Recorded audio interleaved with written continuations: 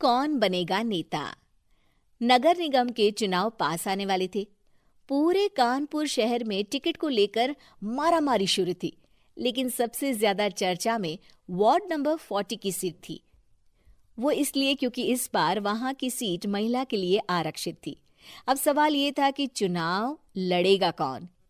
इससे पहले ठाकुर साहब वहां से पार्षद थे और इस बार उन्होंने अपनी पत्नी सीमा ठाकुर को टिकट दिलवाई और ठाकुर साहब की शान के कारण सीमा जी ने 20,000 वोटों से चुनाव जीत लिया। अरे बधाई हो सीमा भाभी, अब तो आप वार्ड की पार्षद बन गई हैं। अब तो हमारे काम आप ही करवाएंगी। अरे ये तो सिर्फ नाम की पार्षद बनी है, वो तो महिला सीट आ गई, वरना पार्षद तो मुझे ही बनना था। अब भले ही चेहरा इसका होगा, लेकिन पावर तो मेरी ही होगी। अरे वाह भाई साहब, क्या दिमाग लगाया है आपने भी।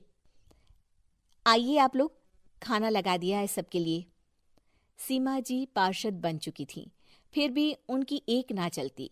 सारे काम ठाकुर साहब खुद ही संभाल लेते और जहां जरूरत पड़ती वहां सीमा जी का अंगूठा लगवा लेते। सीमा जी ज्यादा पढ़ी लिखी भी नहीं थी। एक दिन ठाकुर साहब और सीमा एक प्रोग्राम में जाते हैं। अरे ठाकुर साहब, आप आ गए। ओहो, पार्षद मैडम भी आ गई हैं। स्वागत है आप दोनों का। लगता है हमारे पार्षद फंड का सही इस्तेमाल हो रहा है। चलिए अब उद्घाटन करते हैं। ये लीजिए ठाकुर साहब कैची, आप ही सबसे पहले प्रवेश कीजिए। सब लोग आगे निकल जाते हैं और सीमा जी पार्षद होने के बावजूद भी पीछे खड़ी रह जाती हैं। वो देखती हैं कि वेलकम बोर्ड पर उनका नाम है, लेकिन महिला होने के कारण कोई उनका सम्मान नहीं कर रहा। अगले दिन एक आदमी उनके घर आता है। अरे ठाकुर साहब नमस्कार। कल ना हम नोटिस किए कि हमारा घर तो अवैध है और नगर निगम वाले उसे तोड़ने आ रहे हैं। अरे कुछ कीजिए ना ठाकुर साहब। देखो भाई, मैं तो ज्यादा कुछ कर नहीं सकता, पर अगर तुम सबकी जेब गर्म कर दो तो कुछ हो सकता है। कुल मिलाकर 4 लाख लगेंगे। अरे 4 लाख ठाकुर साहब? अरे भाई, मैं अपने लिए नहीं मांग रहा हूँ। दरोगा है, इंजीनियर बाबू है, बड़े साहब है, सबको देना पड़ता है ना थोड़ा थोड़ा। बोलो है मंजूर? तभी वहां अचानक सीमा जी आ जाती हैं। अरे ये आप क्या कर रहे हैं? पहले इन्हीं लोगों से तो आपने वोट मांगे, अब इनसे ही पैसे ले रहे हो। अरे चुप रहो तुम, तुम्हारा काम है सिर्फ अंगूठा लगाना, तुम वही किया करो। मुझे दूसरे काम तुम मत सिखाओ, समझी? और तुम ना जाओ, अब पैसे लेकर आओ, वरना जेसीबी किसी भी वक्त आती होगी।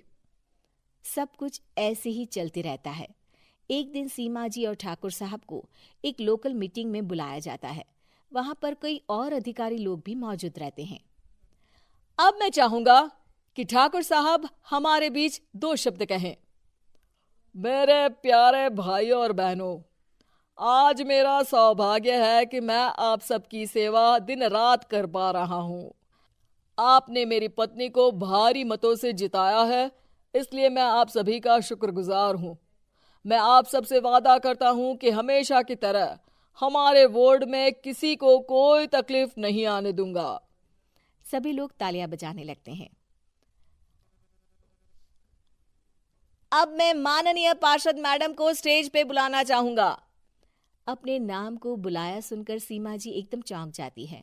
उन्हें बिल्कुल उम्मीद नहीं थी कि इतनी बड़ी जगह उन्हें मंच पर बुलाया जाएगा। जैसे तैसे वो मंच पर चढ़ती हैं।